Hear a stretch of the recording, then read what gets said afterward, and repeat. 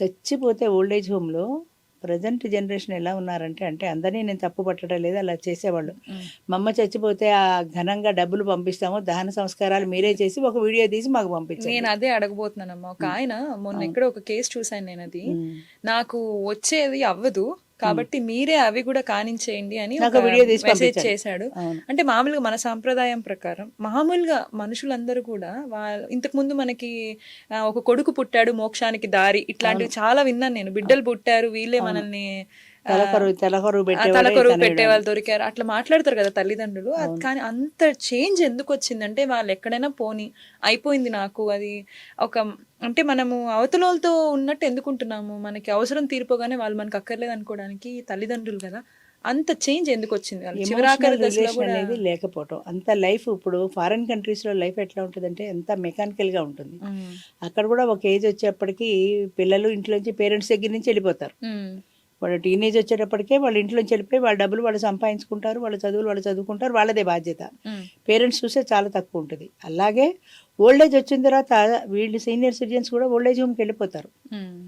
అక్కడ ఆ కల్చర్ మన ఇండియాలో కూడా వచ్చింది. అదే కల్చర్ మన ఇండియాలో కూడా వచ్చింది. అంటే ఎప్పుడైనా సెలవులు ఉంటే పిల్లలు వెళ్ళి ఓల్డ్ ఏజ్ హోమ్కి వెళ్ళి విజిట్ చేస్తారు, చూసి వస్తారు. అంతకు మించిన ఎమోషనల్ రిలేషన్ అనేది లేదు. మన అదేంటిది మన పురాణాల్లో ఇదివరకు చదివాము, శ్రవణ కుమార్ అనే అతను తన మన కాడిలో రెండు పక్కల తల్లిని తండ్రిని పెట్టుకొని మోసుకుంటూ తీసుకెళ్ళాడని. అంటే అలాంటి చరిత్ర కలిగిన దేశం భారతదేశం. అంటే అలాంటి ఎమోషనల్ రిలేషన్స్, అలాంటి సెంటిమెంట్స్, అలాంటి భావబంధాలు, బాధ్యతలు ఉన్న దేశం ఇది. అక్కడేమీ లేవు. కాదంటే వాళ్ళు ఓల్డ్ ఏజ్ హోమ్కి వెళ్ళిపోతారు, పిల్లలు ఏజ్ రాగానే వాళ్ళు ఫారిన్ వెళ్ళిపోతారు. అక్కడ అటాచ్మెంట్స్ తక్కువ. అటాచ్మెంట్స్ ఉన్నాయి కానీ ఎంత అటాచ్డ్ అంత డిటాచ్డ్ కూడా. మనకి అటాచ్మెంట్స్ ఎక్కువ. మనకి విలువలు నేర్పించేది మన తండ్రులే కదా. ఇప్పుడు నేర్పించట్లేదుగా. నేర్పించాక వీళ్ళు అక్కడికి వెళ్ళారు కదమ్మా, అవి కొన్ని గుర్తుండాలి కదా. అవి ఎందుకు మిస్ అయిపోతున్నాం మనం అట్లా? ఎందుకంటే అక్కడ కంఫర్ట్స్ ఎక్కువ ఉన్నాయి. నేను మా చిన్నబ్బాయి ఒకసారి ఆస్ట్రేలియా వెళ్ళాం. ఆస్ట్రేలియా వెళ్తే అక్కడ ఎవరో వాళ్ళ ఫ్రెండ్ ఎవరో చిన్నప్పుడు తనతో ఇంజనీరింగ్ ఏదో చదువుకున్న ఫ్రెండ్ ఎవరో అక్కడ ఉన్నాడంటే అబ్బాయిని కలవడానికి వెళ్ళాం. అబ్బాయి ఘనంగా ఆయన ఇల్లు, ఆయన ఫర్నిచరు, వాళ్ళ ఆవిడకి ఆయన కొన్న డైమండ్ నెక్లెస్లు ఇవన్నీ చూపిస్తున్నాడు. మా అబ్బాయికి చిరాకేసింది. చూపించచ్చు కానీ నీకంత స్వోత్కర్ష పనికిరాదు కదా, అడిగితే చెప్పు కదా అని మా అబ్బాయిని కూడా అన్నాడు. ఎందుకురా ఆ దిక్కుమాల కంట్రీలో ఏం చూస్తావు, నువ్వు కూడా హాయిగా ఆస్ట్రేలియా వచ్చేసాయి, ఇక్కడ జాబ్ చూసుకో, ఇక్కడ చూడు నేను ఎంత సంపాదించాను, ఎన్ని కార్లు ఉన్నాయో, ఎంత పెద్ద విల్లా ఉందో, ఎంత పెద్ద వైభోగం ఉందో నాకు అని చెప్పాడు. అనేప్పటికీ మా అబ్బాయికి కోపం వచ్చేసింది. దిక్కుమాలిన దేశం అని అన్నాడు కదా, ఏ దిక్కుమాలిన దేశం అని నువ్వు అనుకుంటున్నావో అది నా దేశం. నేను నా దేశంలోనే ఉంటాను. పచ్చరన్నం తిన్నా నా ఇంట్లోనే తింటాను.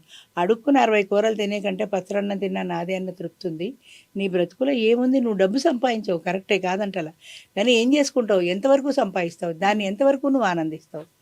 నేను ఎక్కడికి నా దేశం వదిలిపెట్టిన. ఇప్పుడు మా పిల్లలందరూ కూడా ఇటు ఇండియాలోనే ఉన్నారు. ఒక్కళ్ళు ఫారెన్ వెళ్ళిన అఫీషియల్ పర్పస్కి నెల 2 నెలలు ఆ పని చూసుకుంటారు, వచ్చేస్తారు. నాకు కూడా అది ఉంటుంది అనమాట, కుతూహలం అంటారు కదా, అవతల ఏం జరిగిపోతుంది అవతల దేశాల్లోని, అది కొంచెం ఉంటుంది. కానీ నేను కూడా వెళ్ళలేను అనుకుంటా. అంటే కంప్లీట్ గా వెళ్ళడం వేరు, కొద్ది రోజులు ఉండి రావటం వేరు. వెళ్ళడం అనేది ఒక పర్పస్తో వెళ్తారు కొంతమంది, అక్కడే సెటిల్ అయిపోవాలి, ఆ స్టైలు, ఆ హోదా, ఇవన్నీ ఆ కంఫర్ట్స్ అవన్నీ కావాలి అని వెళ్ళేవాళ్ళు వేరు. ఏదో ఉద్యోగరీత్యానో 2 ఏళ్ళు సంపాదించుకుని వద్దామనో వెళ్ళేవాళ్ళు వేరు. అంచేత ఎంత సంపాదించుకున్నా, ఏ దేశం ఎగినా, ఎందు కాలిడినా, పొగడరా నీ తల్లి భూమి భారతిని, నిలుపరా నీ జాతి నిండు గౌరవము అని ఒక పద్యం ఉండేది చిన్నప్పుడు. నాకు కూడా వచ్చు. నీకు కూడా వచ్చా? అబ్బో. అంచేత అది నీ తల్లి, నీ మాతృదేశం, నీ మాతృదేవత, వీళ్ళిద్దరినీ మర్చిపోకూడదు. కన్న తల్లిని, ఉన్న దేశాన్ని, రెండింటినీ మర్చిపోకూడదు.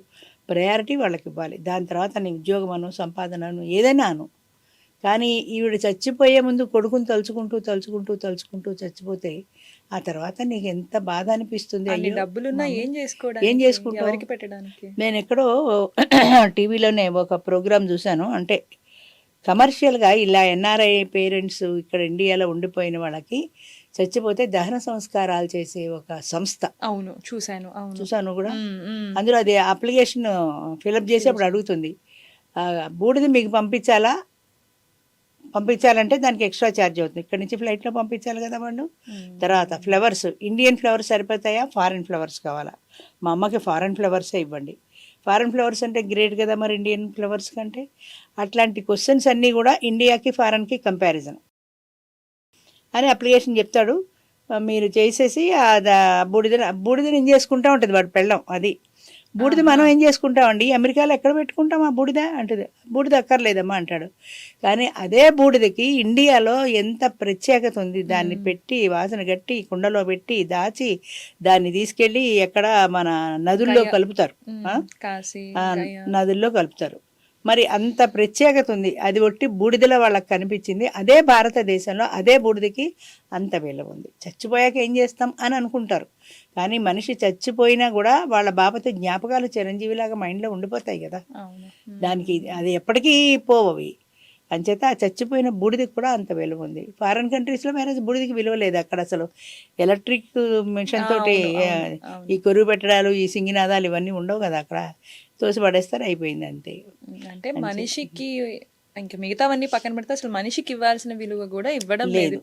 మనిషికి మనిషిగా చూడలేదు, మనిషికి ఇవ్వాల్సిన విలువ లేదు, సెంటిమెంట్స్ లేవు, ఎమోషన్స్ లేవు. కొంతమందిలో ఉన్నాయి, ఉన్నాయి, లేవని పూర్తిగా లేవని నేను అన్ను, కరెక్టే. కొంతమందిలో ఉన్నాయి, కానీ రాను రాను అది తగ్గుతూ వస్తున్నాయి. 90 మందికి ఉంటే ఇదివరకు 80, 70, 60, 50 అలాగా. ఇప్పటి జనరేషన్కి అయితే అసలు ఇంకా తగ్గిపోయాయి. ఇది మాట్లాడుకుంటున్నాం కాబట్టి నాకు ఇది ఒక క్వశ్చన్ అడగాలనిపిస్తుంది మిమ్మల్ని. ఇప్పుడు వీళ్ళ తల్లిదండ్రులను ఇలా చూసుకున్నప్పుడు వాళ్ళ పిల్లలు వీళ్ళని ఎలా చూసుకుంటారు అనుకుంటున్నారు వీళ్ళు?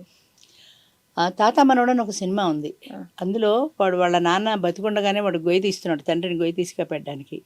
వాడి కొడుకు 4-5 ఏళ్ల పిల్లాడు చిన్న పుల్ల తీసుకుని వాడు కూడా తవ్వుతున్నాడు. ఆటుంది, ఎందుకురా ఈ గొయ్య అని అడిగితే, ఇప్పుడు తాతకి నువ్వు కప్పెట్టినట్టే రేపు పొద్దు నిన్ను కప్పెట్టడానికి ఒక గొయ్య కావాలి కదా అంటాడు. అసలు దురదృష్టం ఏంటంటే యంగ్ జనరేషన్ మనకి కూడా ఇంకొక 10 ఏళ్లకో 25 ఏళ్లకో వార్ధక్యం వస్తుంది, మనం ముసలాళ్ళం అవుతాం అన్న సంగతి మర్చిపోతున్నారు అనుకుంటా. మర్చిపోతున్నారో నిర్లక్ష్యం చేస్తున్నారో తెలియదు, కానీ పిల్లలు కూడా పెద్దవాళ్ళని చూసే నేర్చుకుంటారు ఏదైనా. వీళ్ళ Parents-ని చూస్తే రేపు పొద్దున మనం కూడా మన Parents-ని చూడాలి అన్న బాధ్యత గుర్తొస్తుంది. మనమే మన Parents-ని తీసుకెళ్లి ఓల్డేజ్ హోమ్ లో పడేసి నిర్లక్ష్యం ఏం ఆలోచిస్తున్నారమ్మా అంటే, మనం అయిపోయింది పేరెంట్స్ అయిపోయింది అనుకోవడం కాదు కదా, తర్వాత జనరేషన్ మళ్ళీ వీళ్ళని చూసుకోవాలి కదా. అప్పుడు వీళ్ళు ఏం నేర్పిస్తున్నారు వీళ్ళ పిల్లలకి? వీళ్ళు అలా పోయినా పర్లేదా వీళ్ళకి అంటే అని అంటారు. ప్రస్తుతం మమ్మల్ని వాళ్ళు ఏం చూడక్కర్లేదు, మేము ఓల్డేజ్ హోమ్కే పోతామంటారు. వీళ్ళు చూడమన్నా పిల్లలు చూడరు ఎలాగో. ఇప్పుడే వాళ్ళు డిసైడ్ అయిపోతున్నారు, మేము ఎలాగో ఓల్డేజ్ హోమ్కి పోయే వాళ్ళమే, మా పిల్లలు మమ్మల్ని చూడరు అని. అలాంటప్పుడు మేము మాత్రం ఇంత కష్టపడి వాళ్ళని చూసి మేము పిల్లలకి నేర్పించేదే ఉంది. వాళ్ళ జీవితాలు వాళ్ళవే, మా జీవితాలు మనవే. ఎన్ని చూస్తుంటాము, అత్తని కొట్టిన కోడలు, బయటికి గంటేసిన కొడుకు, ఇలా రకరకాలు. అత్త ఒకింటి కోడలేని ఒకప్పుడు నువ్వు కూడా కోడలువి. అలాగే కోడలు కూడా ఒకప్పుడు అదేంటి అత్తగారింటికి వచ్చినప్పుడు కోడల్లా వచ్చింది, కానీ కొన్నాళ్ళకి నువ్వు అత్తగారు అవుతావు. నీకు వార్ధక్యం వస్తుంది, నీకు ముసలితనం వస్తుంది. నీ కోడలు నిన్ను గెంటేస్తే నువ్వెంత బాధపడతావు. విలువలు లేవు, ఎమోషన్స్ లేవు, ఎమోషనల్ రిలేషన్స్ లేవు మెయిన్లీ.